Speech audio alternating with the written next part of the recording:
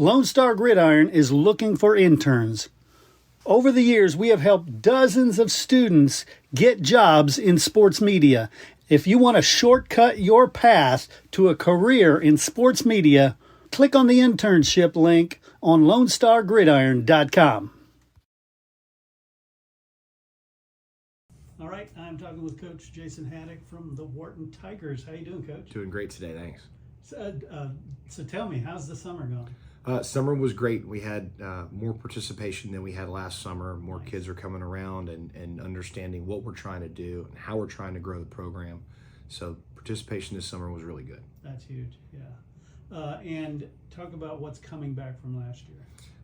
Coming back from last year, we lost a couple of key weapons on offense and defense, but we have 4 of our 5 offensive linemen are returning this year. That's huge. We had some young quarterbacks last year that now are vying for a spot, to be the guy running the show.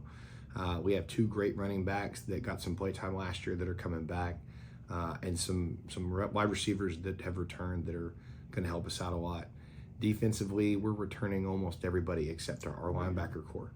The core guys that we had on the D-line and in the secondary are back again this year. So we're excited about what we've got going on. So in those spots like the linebacker, what is that a hole, or are they lined up ready to jump in? Or you don't know yet? I don't know yet, to be honest. Raylan Thompson and Jace Ramos were 2 amazing inside linebackers for us last year. Raylan led the district in tackles, and Jace was just a phenomenal young man and very smart football player.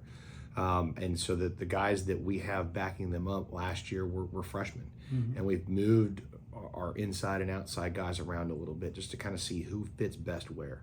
But they're young, but we've got some young guys that are hungry.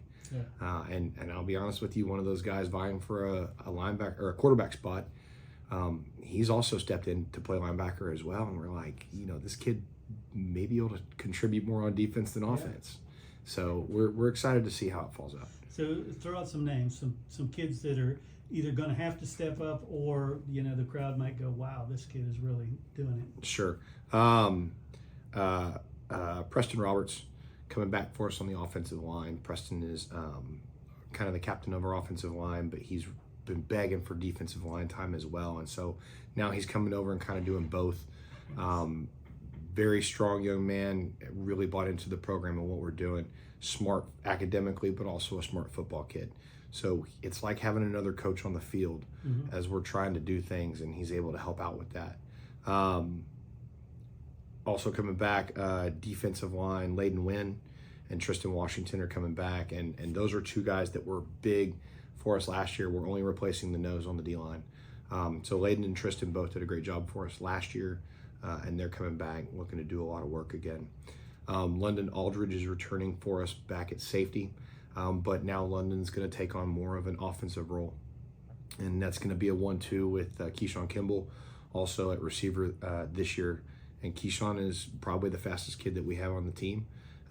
He's a junior this year, and so it's nice having somebody that as a sophomore was a starter, got lots of experience. Now he's a little bit older, a little bit more settled into what he's doing and into his body, and able to do some really great things with it. So that's a really good group that we've got coming back. Yeah, very good.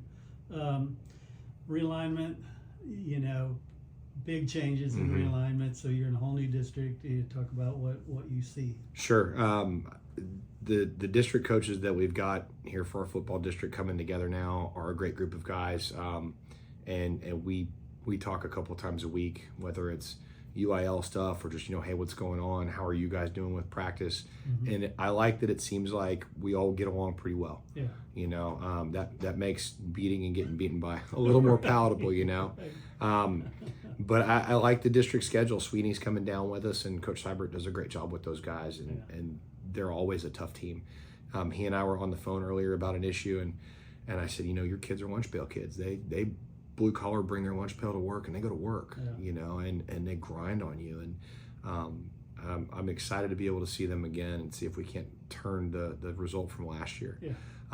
Edna is always tough, and I feel like they've fallen short a couple years of going farther because it's that 4th round, 5th round. You're hitting that really tough opponent, and it's not like they're getting blown out. It's close.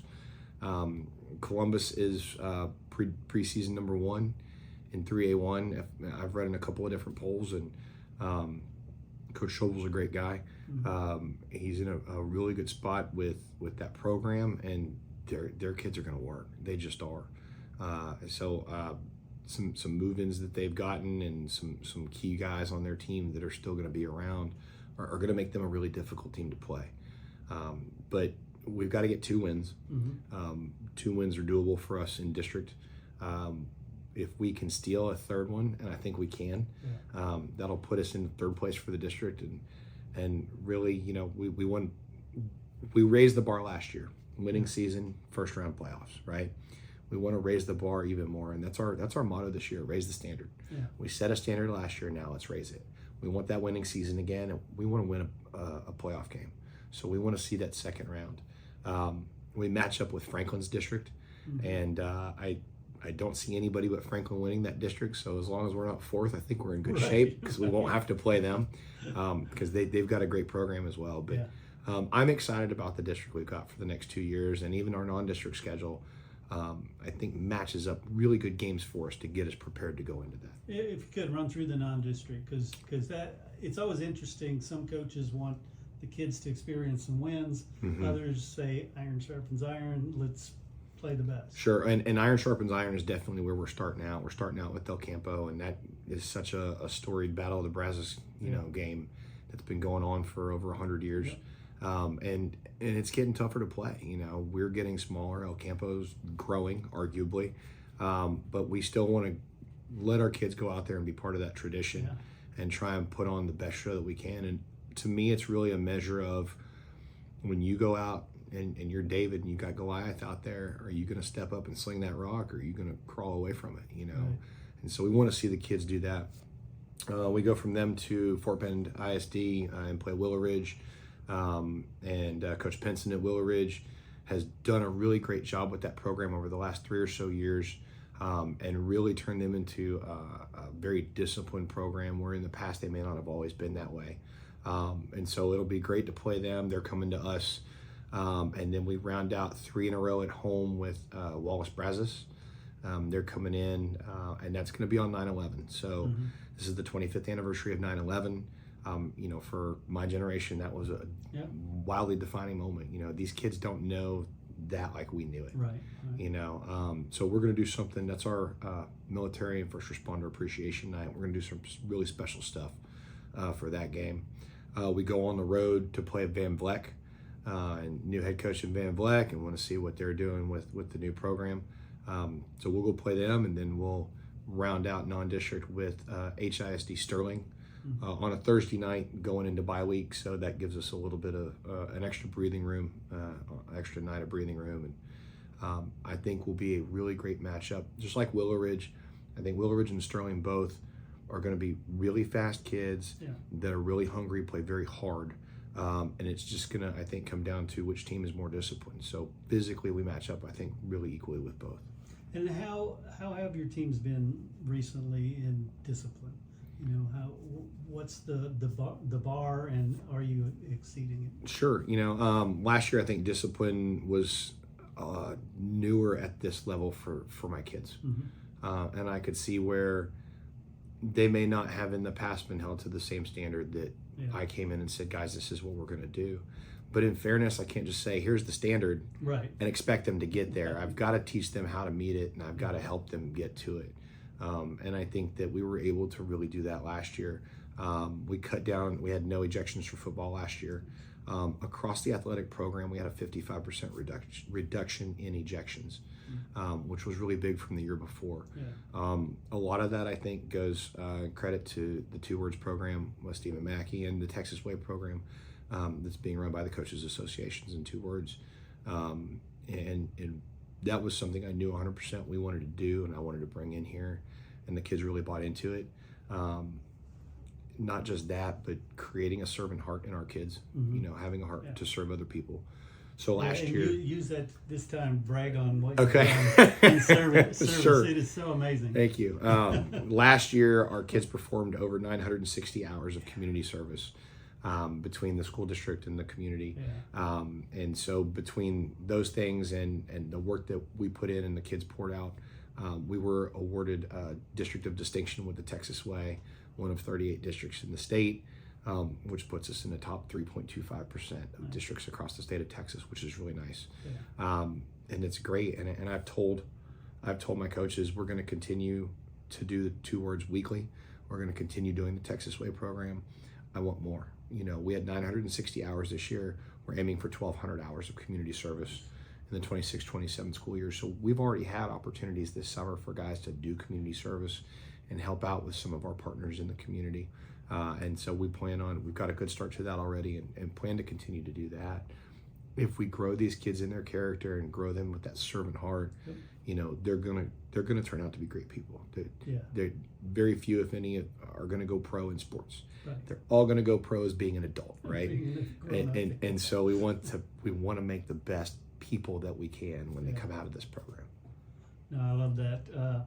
And talk about how you get the winning mindset into kids, because I have seen it time and again when they believe it, mm-hmm. they perform great. Sure.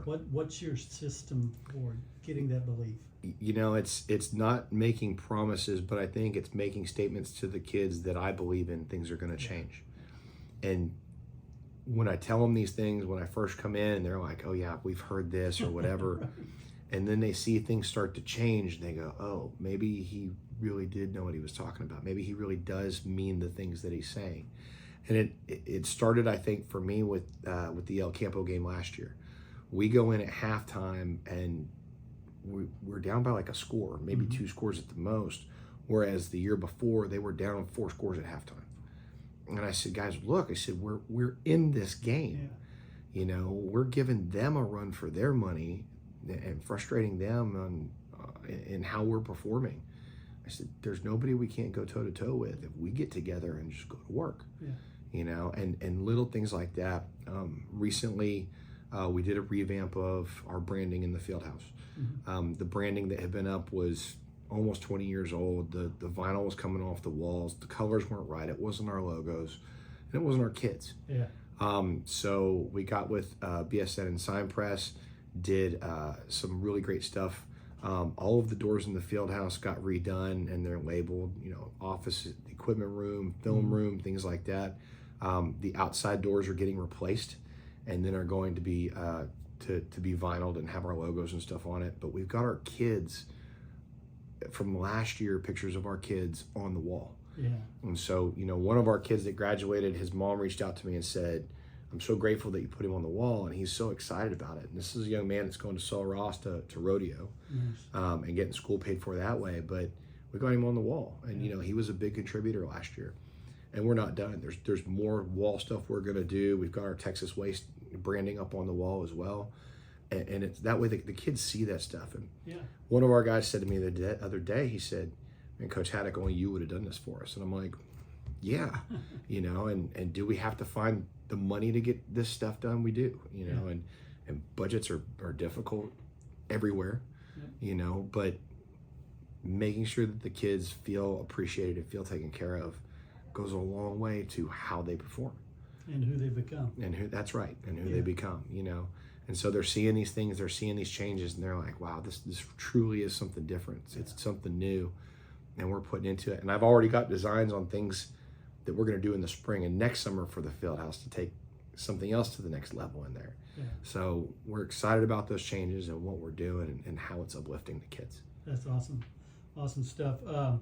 One question I'm asking everybody this year is, what got you into coaching? I know we talked a little bit before we started recording, but it's a great story. Sure, yeah. I grew up in a military family. My dad and the men on his side were all career military. My mom's dad and brother were career Air Force. That's all I knew growing up. I knew the uniform. It's what I wanted to do. I went to college on an ROTC scholarship. I did my active duty time and I got out, and it was like, what do I do now? Yeah. And my mom said, I only ever saw you in the military or coaching. And it made me sit down and think, I had a lot of coaches that had a big impact on me. And I grew up in the traditional nuclear family. Mom and dad, sister. Mom and dad are still together. My sister is still a pain in my tail, but she's my sister and I love her. But, I get to say that as the older brother, right? But I had guys around me that didn't have those things. And watching how my coaches treated guys in my circle as a teenager, right? Donnie Funderburg was one of my coaches in Marble Falls, played for David Denny in Marble Falls in the late 90s. And Coach Funderburg's first year coaching was my first year there in Marble Falls. Funderburg was the best man at my wedding. I mean, he's a guy that was a younger coach. We created a relationship. He almost kind of became part of the family. And to this day, he's a coach that I still talk to probably every other week. And at 46 years old, most of the time I still call him coach. Two of my college coaches, Scott Smith and Kevin Steele at Baylor, had such an impact on me, and a lot, how they impacted me really drove me wanting to go, I can make an impact on other people as a coach. I love sports. I mean, hands down, that's not a question. So when it was presented, your military option is done, what's next? And when my mom said that, I was like, man, coaching really does sound great, so I was able to go that route. That's awesome. Coach Haddock, gosh, I want to thank you so much for sitting down with me, and best of luck this season. Absolutely. I really appreciate you coming by.